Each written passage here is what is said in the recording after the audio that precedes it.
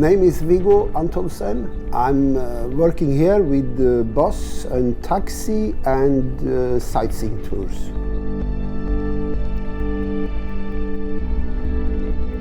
We are in this town 2,304 citizens, but we are coming from 51 different countries.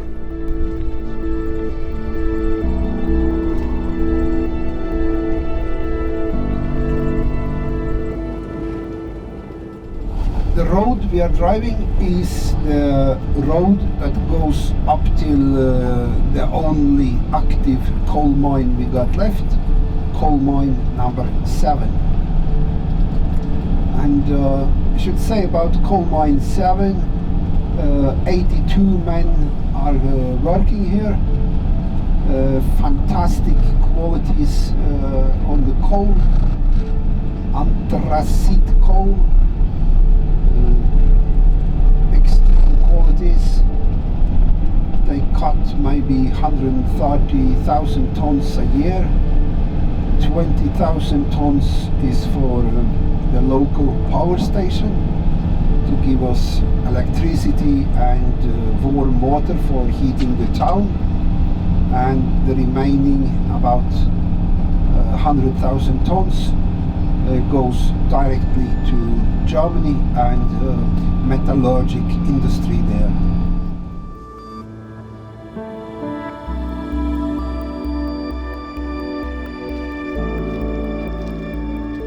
I enjoy it a lot, and over the years I've been here, I've seen the development. When I arrived, this was a company town. The coal mining company owned pretty much everything, and the major business on the island was coal mining. But politicians and mining company decided to close down coal mining, and we should start with tourism.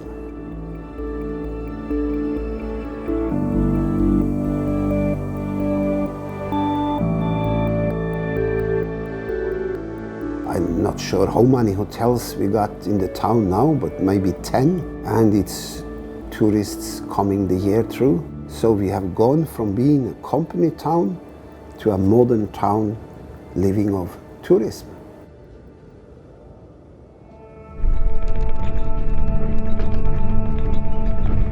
What I like most here is this combination of peace, quiet, no stress, and no crime. The best thing with the town is, as I see it, is no much stress. You don't stress this much with the clock and the mailbox and the full inbox, and you must answer all this and blah, blah, blah, blah, blah. That's a part of life I got behind me. I don't use it anymore.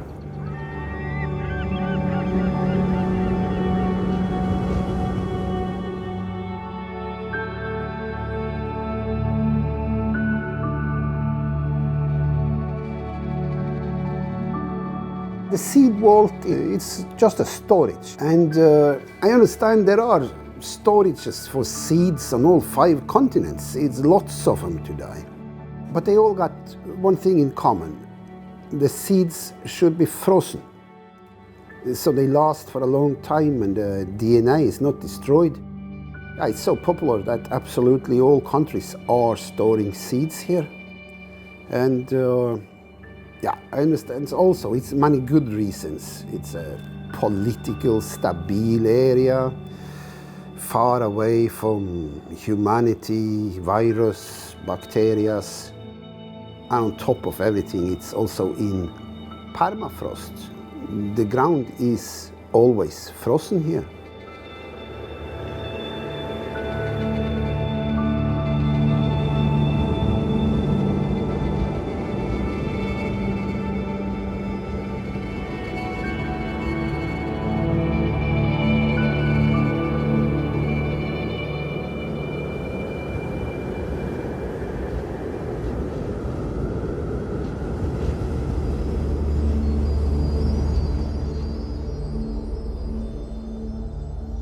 My name is Heidi Silvestre.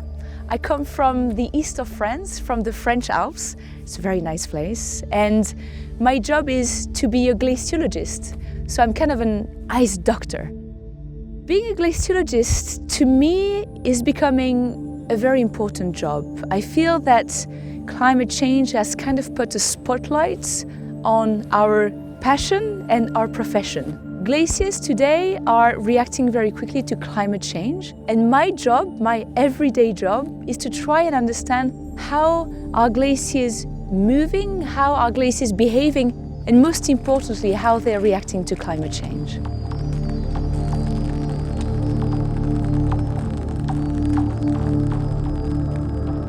What's interesting in this place in Svalbard is that the environment looks absolutely pristine. We feel really far away from civilization.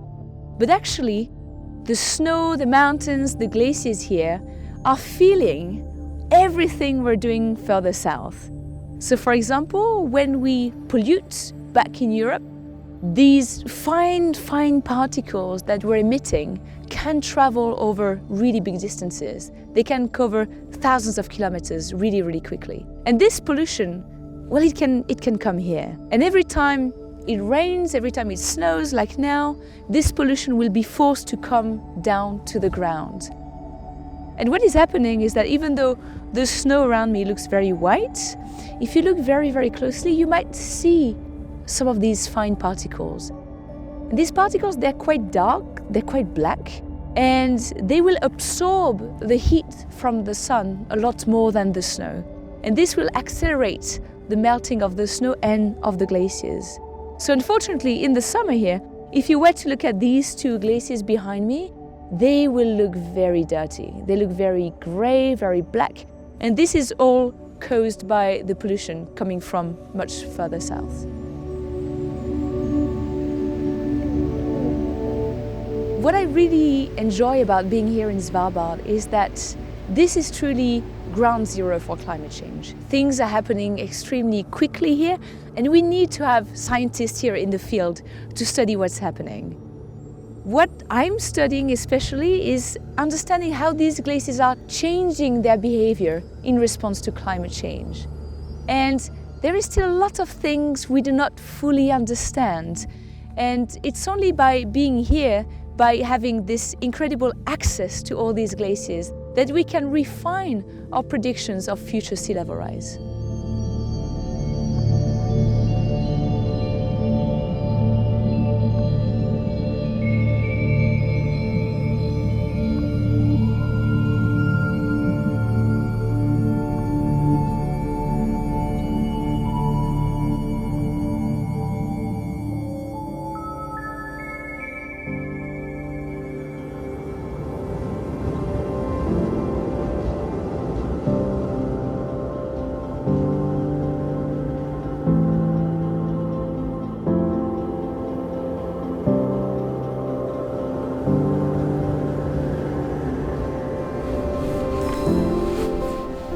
My name is Hege Giske. I come from a town southern part of Norway that's called Tønsberg. So I'm a Norwegian person that moved up here 7-8 months ago now. Yeah, and now I live at Svalbard.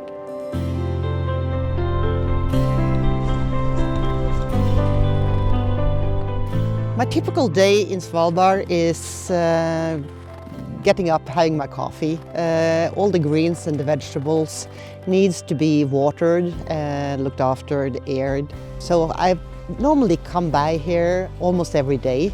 And also we have delivery 3-4 times a week. So then we have to get everything ready for delivery.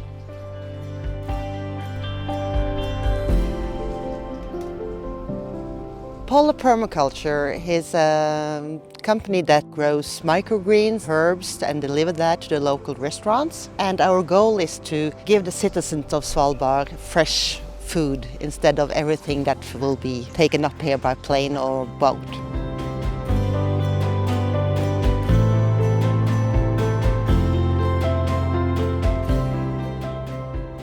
Permaculture is working in 3 different areas. We have the growing thing, that we grow the vegetables and the herbs and sell it to the restaurant. That's one part of it.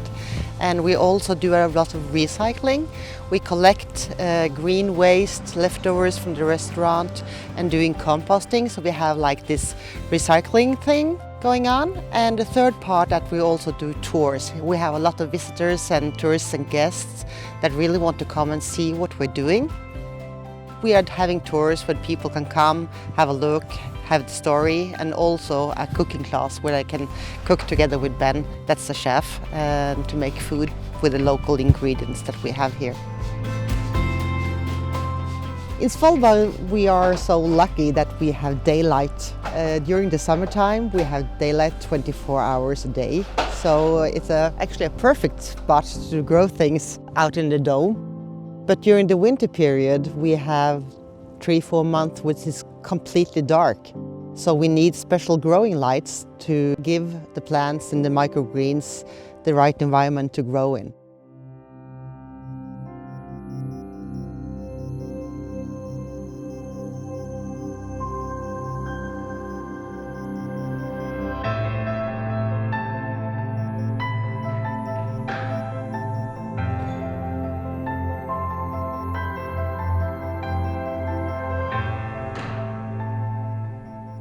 My name is Jason Roberts. I was born in Australia, but I guess I would say I come from Svalbard. My job is quite out of the box. It's making documentaries for wildlife productions, both in the Arctic and Antarctica. So we only specialise in the polar regions with filming, basically.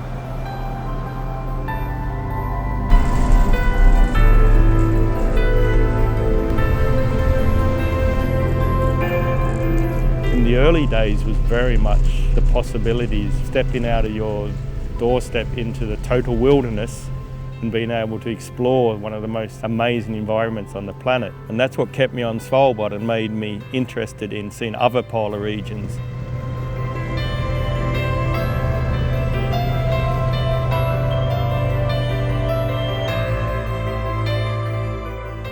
The projects that we work on, of course, is different levels in size, and some of the productions are massive, some of the world's biggest wildlife documentaries, that the longest one taking close to 4 years of filming. Some other projects are very short, we sometimes do a shoot that's a one-day shoot. We can choose what we work on, which we tend to do, to be honest. We can be picky, and we like to work on things that have got more of a educational and outreach perspective to them, and a conservation perspectives. We don't do reality TV, we don't do what I call Alaskan television. We try to do high-end blue chip wildlife, which has got to have a very, very strong educational purpose on the conservation side.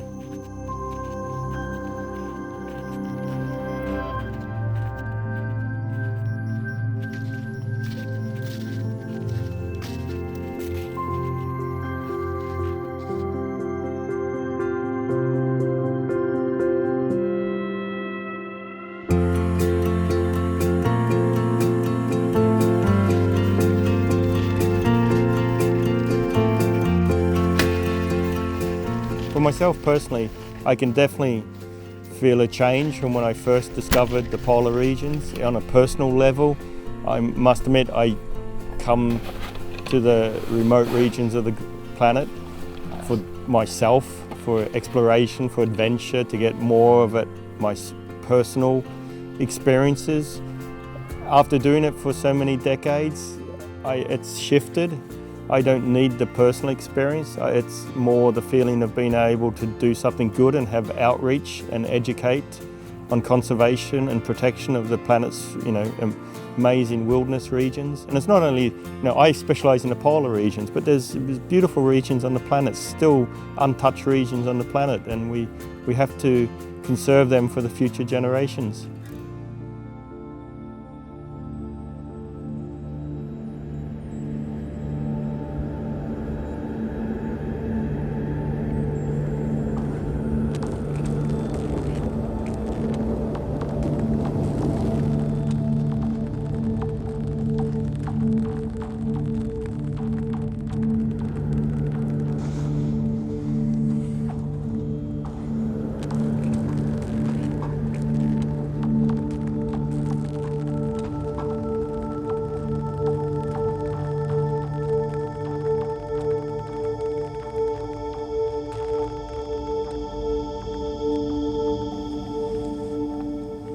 My name is Kristin Eriksson. I come from the east coast of Sweden. I work as a nature guide here on Svalbard, and I've done that for 1.5 years now.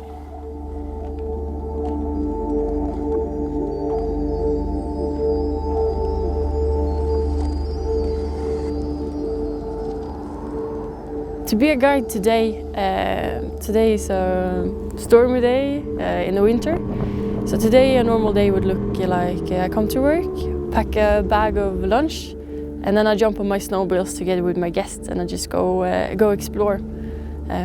Have quite a long day. Normally it's 10-11 hours, and we spend at least 8 of those just being outdoors.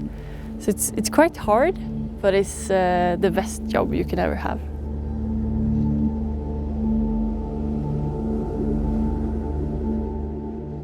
The hardest part of being a guide up here is to combine the different characters that come up here.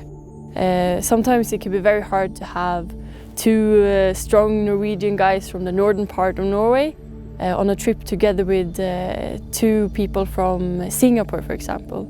They have never experienced the cold before, and they're just amazed by everything you do. But then you have to combine these 2 different expectations to make a great tour. So that's the biggest challenge, I think, just to combine all the expectations. But it's also the funniest thing about the job, to have this little battle every day.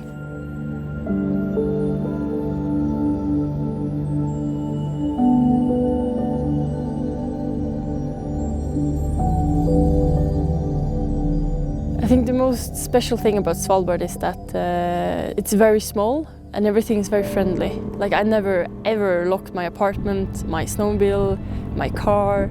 Everything is just open, free for everyone to take. But they don't, it's like very friendly. But I think also a lot of other people come here. A lot of weirdos, I would say, come here. And all of a sudden, all weirdos are gathered at one place and everyone is normal.